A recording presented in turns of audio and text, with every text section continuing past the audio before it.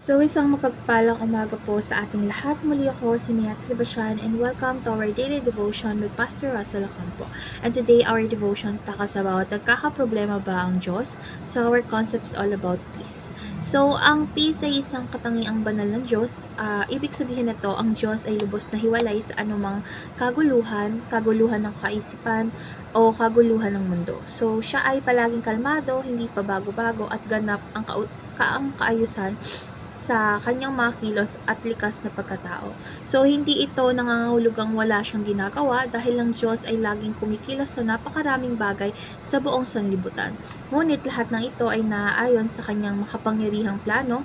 Walang anumang sitwasyon ang mahahagulat o makakalito sa kanya dahil ang kapayapaan ng Diyos ay hindi lang kakulangan ng gulo kundi presensya ng banal na kaayusan at layunin. So, yung kapayapaan na ito rin ang ibinibigay niya sa atin sa pamamagitan ni Kristo.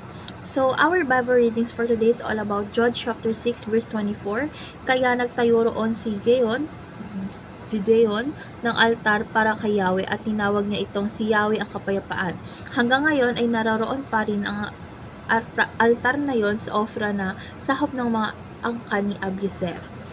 So, ngayon dadako na tayo sa ating teaching. So, yung first teaching is God's peace reflect His sovereign control. So, ang kapayapaan ng Diyos ay patunay na kontrolado niya ang lahat ng bagay kahit magulo ang mundo. Hindi siya naguguluhan at hawak niya ang bawat sitwasyon. Second is God's peace flows from His unchanging nature.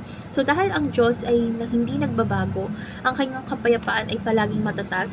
Hindi ito naapektuhan ng pagbabago ng panahon o problema ng tao. And last is God's peace is the altar we build in our hearts. So, katulad ni Gideon, maaari nating itayo ang altar ng kapayapaan sa ating puso bilang tanda ng pagtitiwala sa Diyos. Sa puso natin, itinatayo ang tiwala sa kapayapaang galing sa Diyos.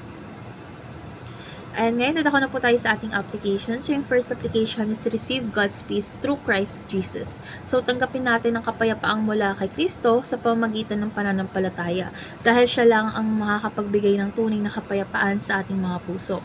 Second is rest in the God who is in control of every situation. So, kapag may problema tayo, alalahanin natin na may Diyos na may hawak ng lahat ng bagay. Sa Kanya tayo dapat magpahinga at magtiwala, hindi sa sarili nating kakayahan.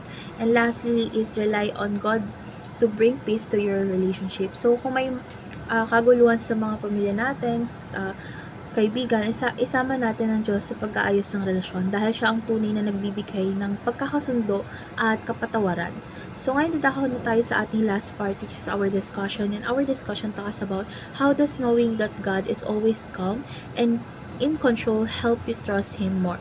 So, para sa akin, ang kaalaman na ang Diyos ay palaging kalmado at kontrolado ang lahat ay nagbibigay sa akin ng katiyakan na hindi ako nag-iisa sa aking mga pagsubok. So, dahil dito is mas lalo akong nagtitiwala sa Kanya dahil alam kong hindi siya natataranta o naguguluhan. Kahit ako ay nalilito, siya ay may malinaw na plano para sa akin.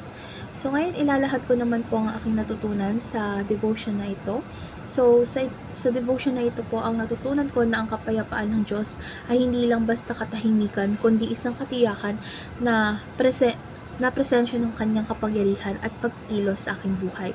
So, kapag nararamdaman ko ang kaguluhan o takot, is pinapaalalahanan ako ng Diyos na siya ay hindi nagkakagulo gaya ng tao. So, kundi may ganap na kontrol sa lahat. So, para sa akin, kaya sa halip na mapanik ako, pinipili kong magtiwala sa kanyang plano at kapayapaan sa araw-araw kong buhay at ipinapakita ko ang kapayapang ito sa pamamagitan ng pananalangin, pagtahimik ng puso at pagbibigay ng kapatawaran sa iba. So, ngayon naman po, let's pray po. Lord God, maraming salamat po sa kapayapaang nagbumula sa inyo sa gitna ng kaguluhan sa mundo. Lord God, turuan niyo po kaming magtiwala sa iyong katahimikan at kapangyarihan. Lord God, tanggalin niyo po ang takot sa aming mga puso at palitan ito ng kapayapaan na galing sa inyo. Sa pangalan ni Jesus, Amen.